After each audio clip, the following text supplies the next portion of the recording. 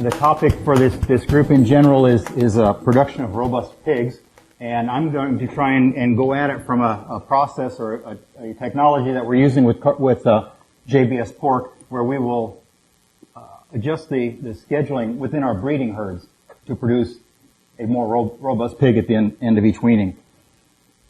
I'm going to go through history and definition, and then from there, and the history is for those of you that don't have the gray hairs of experience yet.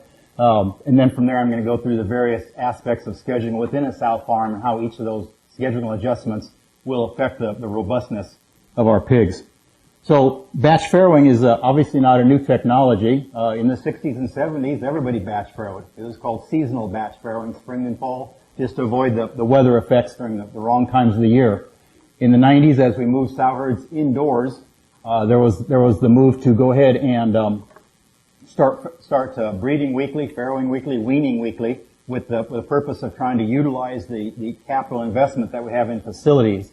And although we sometimes think about that as being an ongoing farrowing, weaning program, if you think about it, it was generally a weekly batch program is the way it was put together. So still a batch program, but done every week after week.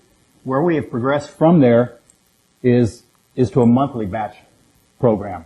So we are going through on a 28-day cycle. We are doing a monthly breeding, obviously subsequent farrowing, and then weaning. And so all of the pigs that were to be produced within a month are now produced within a very short time span. And then this monthly cycle goes on and on for infinity, as the old weekly programs would have been going. A couple of options that we do have, and they're both at use various places through the industry. There's what we call a 4-week batch or a 4-week cycle, and at that point you have pigs that are approximately 3 weeks of age when they're weaned. The sow population is divided into 5 groups within the farm. We'll call those A, B, C, D, and E, and with each of those cycling through every 4 weeks. The alternative is to have a 5-week batch, or in other words, a 5-week cycle from breed to breed or within your various groups, your subsets within the sow farm. On a 5-week batch, your pigs will be closer to 4 weeks of age at weaning. Now, I'm going to make the discussion today that I want to present has to do with a more typical 4-week batch. The 5-week batch, there's some unique issues with setting up a 5-week batch. So we're going to run through a more traditional 4-week batch with pretty typical 3-week weaned pigs. So pig age at weaning is not going to change dramatically, but I think the robustness of those pigs will if we produce those 3-week-old pigs through a batching system. So system considerations. Can you just run out and batch any farm in the world? You can, but if you want to be efficient, there's a couple of things we'd like to have on our side. First of all, we'd really like to have enough sites within a single ownership or a cooperating ownership. We'd like to have enough sites, preferably 4 sites if you're doing a 4-week cycle. We'd like to have 4 sites that can work together so that each site assumes the role of the breeding for 1 week out of the cycle, the farrowing, rebreeding, weaning, that sort of thing. A single independent producer who tries to run a 4-week batch system is going to end up with a whole bunch of weaned pigs 1 week and nothing for 3 weeks. A whole bunch of weaned pigs for 1 week and nothing for 3 weeks. And it becomes a very inefficient use of capital. But if you can get 4 farms together, or 8, or 12, then a 4-week cycle is an efficient way to go, and we'll go through more of those details here in a minute. The other thing that if you have these 4 cooperating units under one umbrella, if you can properly allocate these 4 units into a 4-week batch, into a single batch cluster if you want, what you'll find is that your infrastructure changes, semen produced by your boar stud, transportation for hauling weaned pigs every week, gilt supply going into this 4-pod system is not going to change dramatically. In fact, in many ways it makes it easier to manage. So instead of having a boar stud that has to deliver 100 doses of semen to 4 different farms every week to keep things running on a weekly program, with a 4-week batch system, your boar stud delivers 400 doses of semen to this farm. The next week he's over here with 400 doses, then he's down here with 400 doses, and at the end of the month he's at his last farm with 400 doses. And that cycle just continues. So as you see, overall demands on the boar stud are not significantly different. They're just delivered much more efficiently. This is a sample calendar for a 4-week batch, and there's some detail in fine print that's not quite as important as the colors coming down the side here. And this is just to illustrate, if you want to call this the red week, we've got a red, a yellow, a green, and a blue week, and then the world just starts over again. It's a red week, a yellow week, a blue week, a green week. And within your 4 farms, within your batch system, they just, one by one, get onto the program, start at whatever point you want, but every farm joins 1 week after another,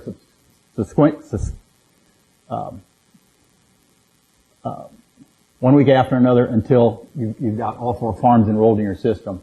I'll try and point out some of the details on here to make this work where we're headed, and we'll make some references back to it in a few minutes. I started this sample calendar on wean day. This was taken from a 3,000 sow farm. So a 3,000 sow farm, if they're going to run on a 4-week batch, they're going to take their sow inventory, cut it into 5 units, A, B, C, D, and E. So this 3,000 sow farm will have about 600 sows in each batch. Okay? So on wean day or wean days, depending on what your transportation availability is, they will wean 600 litters or about 6,000 little pigs. Okay? So they wean their pigs here. They're immediately washing rooms as they're weaning pigs out.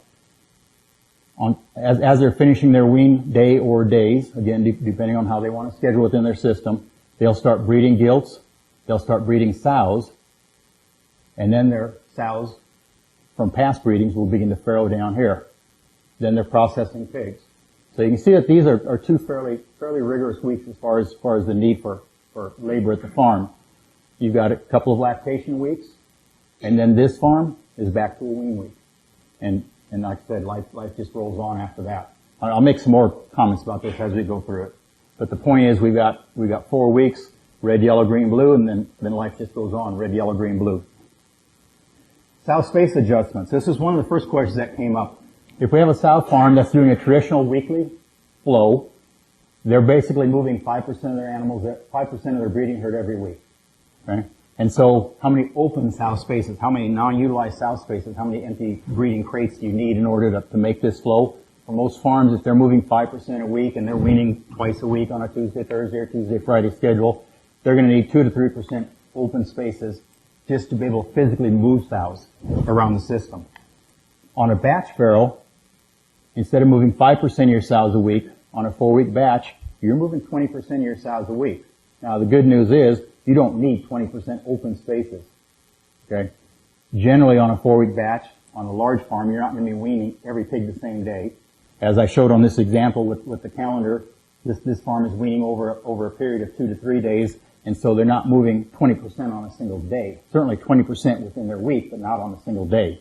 They might move 10% within a single day, but they can actually be more efficient by only having 5% open spaces available to move sows up and down the hallway. And the way they do that is, even though they're moving 10% of their sow herd out of weaning within a day, that 10% will generally include a number of farrowing rooms. And so they can take 2 farrowing rooms out, move them to their open breeding stalls, and then move heavy sows in. Go down the hall, take 2 more sows out, and wash that up. And they'll be moving sows out, washing, and then moving sows back in. They're not going to move all 20% on the same day. And so it's not, having a 4-week batch is not as grossly inefficient as a person might first think when you're talking about moving that many sows within each unit.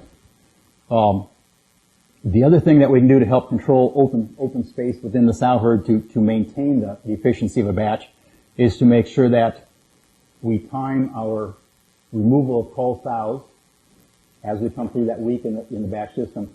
We time the removal of our cull sows to fall just directly in front of arrival of new gilts.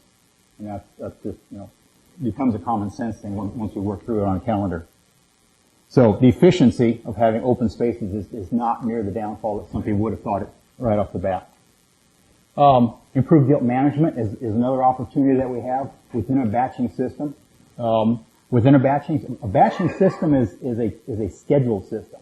And if you adhere to that schedule, things work. And by adhering to that schedule, things can remain efficient. So we're going to remove these gilts. As I said before, we're going to receive these gilts into the herd, into the same spaces that are cull sows, or theoretically the same spaces as the cull sows leave on Wednesday, the gilts arrive on Thursday. You don't do it the other way around, otherwise you just demand too much open wasted space. We're going to jump back to this calendar just a second. In order to make this 28-day cycle flow, we're receiving gilts up here.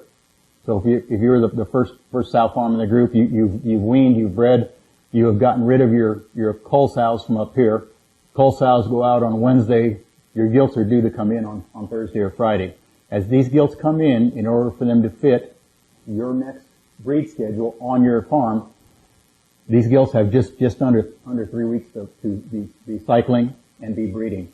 And so we use Matrix or Regumate or Ultragest. We use Matrix on these gilts. It's routine, it's standard operation. So these gilts come in, they're put on Matrix down through these 2 weeks. They're pulled off a Matrix, and then gilts are ready to wean. And it works very efficiently because it's a routine process on the farm. The people on the farm understand the importance of it. They've always got the equipment there. I recognize the comment that's made about the Matrix gun is broken and so things didn't work. Okay, when this becomes a regular schedule every month, people understand it has to be done right. And so we can get 90% of these gilts typically bred within 21 days after arrival. And then the gilts that end up coming into estrus a week late, they will naturally fall in to the next red week down here. So at that point, with 2 cycles, one here right off of Matrix, and the second one coming on the next 28-day round, we get well over 95, often 98% of our gilts bred, and there are very few gilts to call.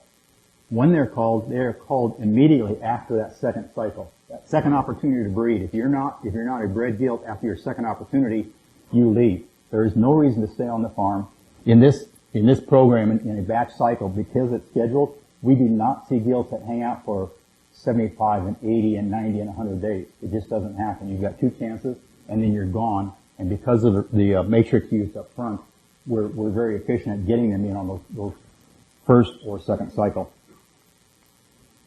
Okay, so gilt management is basically scheduled. Okay, we're making life simpler. So it is scheduled. We do use matrix, and a non-breeder gilt never lives more than 60 days. In fact, she only lives 56 days, and then she's gone. Improved farrowing house management. Another part of the scheduling which is supposed to get us better, more robust pigs at the end of the day. Improved farrowing house management. As I said, in the past we would go into a farm, large or small, and we talk about washing farrowing crates, and they can always wash 2.5 rooms, or they'll wash 2 rooms and the first row in the next room, but someone's always farrowing out of sync. With the batch farrowing, we go in on a day or a short segment of days. We wean every pig on the farm. Every crate is empty. And when we wash farrowing crates, we wash every crate on the farm. And so by improving our farrowing house management, these crates are more clean. We're weaning in much cleaner crates, and it reduces our pig health challenges for the first few days. The other half of farrowing, of course, is getting pigs born. Farrowing is tightened up just as much as breeding is. We have on this particular 3,000 head farm, to put it in perspective, during the 2 busy weeks, when they have their concentrated farrowings of somewhat gilts, but primarily sows, they will actually run the equivalent of like a 150% labor force. And the other 2 weeks, which we just refer to as lactation week, people take vacations, time off, doctor's appointments, they get all those things done, and people are happy. They get 3 and 4 day weekends during the lactation week, but they seriously work during attended farrowing week. By having attended farrowings, we got more live pigs, we get better first day pig care, and we're much also better able to fill gilt litters because we've got so many pigs born at the same time. We can also improve sow feeding management. This has to do with the weekly philosophy where a person wanders up and down the farrowing house row, and as you go from room to room, you're going, all right, so these are early lactating sows, these are late lactating sows, here's some middle lactation sows and feed consumption. from a big picture is all over the board. When you go into a batch farrow sow, every sow this week is in early lactation and should be eating accordingly. Every sow the next week is in middle lactation and should be eating accordingly. It's much easier to visualize for the people on the farm the consistency of not only feeding sows but also condition of suckling litter. Fall behind litters don't get lost near as easily when you're batch farrowing and the labor force expects to walk from room to room to room and see uniformity, as opposed to seeing a litter that's not quite right, but it's not bad enough to treat or it's not far enough off in a batch system. It's easy to find those types of animals. We also, as we're getting ready to wean these pigs, we feel like we have better compliance on our pre-weaning vaccinations, because there will be a day or 2 or 3 days when every pig will get vaccinated. It's not vaccinate this room and half of that room, and then on Thursday it's crap, I can't remember if we did that row or didn't do that row, and those kinds of issues are completely avoided by batch farrowing. I made a reference to improved health. So certainly when you can get a whole farm full of pigs born into clean crates, health starts out better on day one. The ongoing issues is the sow herd or breeding herd issues with flu virus, PRRS virus, and PED. I can speak directly to flu virus. We in the past we have had influenza breaks on sow farms that would become chronic, and it would be 3 to 4 months before we finally get these things under control. And we're using changes in gilt flow. We're vaccinating sows. We're adjusting wean ages, trying to get pigs off before they're infected. And invariably, those things still take 3 or 4 months to clear up. With the batch farrowing system, we've been very successful. By the time we do a second wean, in other words, 56 days from the time a flu break occurs in the breeding herd, within 56 days or 2 wean groups after that, the virus is off the farm. Because we don't have 2-day-old pigs, 10-day-old pigs, and 3-week-old pigs tossing flu virus up and down the hallway all day long. So we can certainly flush flu virus out with batches. PRRS virus, I won't speak as boldly about that because we haven't had as many PRRS herds to clean up in the middle of a batch. But intuitively it tells me that PRRS should be easier to get rid of if you don't have a suckling pig population. And PED virus, the same thing. We've not had to deal with very many of those. There was a reference in National Hog Farmer a year ago about how much easier it is to clean up PED when you're batch farrowing as opposed to continuously farrowing. The other thing that comes along with improved health and batch scheduling the sow herds is improved biosecurity. I made a reference earlier about the semen guy only shows up the week that you're breeding, which is only 1 week out of the month as opposed to tracking onto your farm every week. Same thing with wean pig transport trucks going on and off the farm. They show up obviously the week that you're weaning, but they don't show up the other 3 weeks. And so biosecurity is also improved on a batch farrow farm. Okay. Health beyond farrowing. I know we talked about improving or producing a more robust pig, but I don't want to lose sight of the fact that if you produce a more robust pig at weaning, that robustness, that quality carries on for the next 4.5 and 5 months while that pig is in finishing. By improving our pre-weaning pig health, we also get better health out in grow finish population. There's a couple of obvious reasons. One is we can fill sites quicker. So this 3,000 head farm that I was referring to earlier, they used to wean 1,500 pigs a week, which is not quite enough to fill a 2,400 head finisher or even overstock a couple of 2,400 head finishers. Doing 1,500 pigs a week, that was even if we had to pick another farm and then we're mixing pigs to fill finishing sites. Now this 3,000 sow farm produces 6,000 pigs, and we can either fill a couple 2,400s and a 1,250 all within 72 hours, or we can overstock a couple of 2,400s and move pigs later. But the efficiency of filling sites with a single source in a short period of time gives us better grow finish health. Our estimates are the ability to decrease wean to finish mortality by anywhere from 2 to 4 percentage points through marketing, or improving feed efficiency. And the feed efficiency improvement comes from having pigs that are placed at the farm on one day, and we can actually follow our feed budgets as opposed to trying to feed to the average pig or the small pig or the big pig. We feed to all the pigs because they're all within a tight window now. So we can improve feed efficiency by a couple of tenths by flowing these pigs. A couple other considerations that are on the facility side. Again, these are things that you need to think through. They may or may not be an issue on a particular farm, but they need to at least be thought through. Electrical supply. If you have an older facility, which I've been on older facilities where they're running a lot of heat lamps in the wintertime. And this is back when they were on weekly flows. And if they run a lot of heat lamps and other electrical demands during the wintertime, you could walk past their circuit breaker box in the hallway and go, that's a nice toasty heat source, okay, which is not supposed to be happening. If you can imagine those folks going to a batch system, and now instead of having 3 or 4 different sections of Farrowing running heat lamps on various phases, now they're in a batch system, and on week 1, every heat lamp on the farm is going to be on.